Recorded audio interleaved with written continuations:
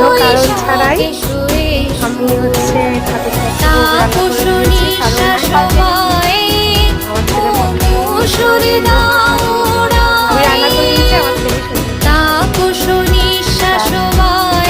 হচ্ছে পয়লা বৈশাখে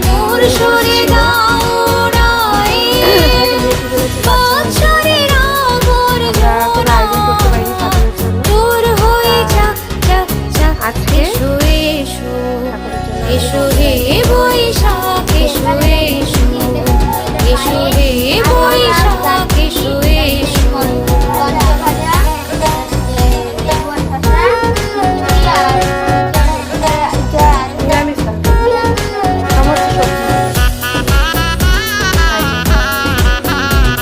সবাই আমাদের ঠাকুরের দর্শন করে থাক। একা হাতে সমস্ত কিছু আয়োজন করা হয়েছে।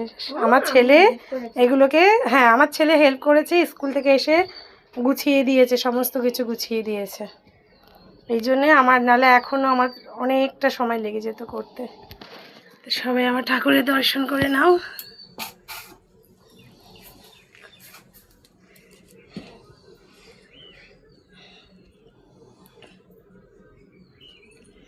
যেমন মা মনসা, রাধাকৃষ্ণ, জগন্নাথ, এই পাশে মা তারা আছে।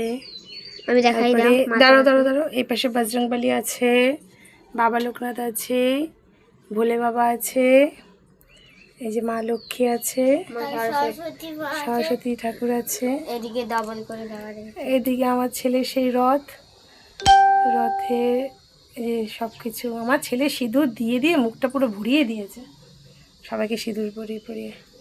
তো সবাই কীরকম লেগেছে আমাকে জানিও। কোনো কারণ ছাড়াও তো ঠাকুরকে আমরা ভোগ রান্না করে দিতে পারি বলো।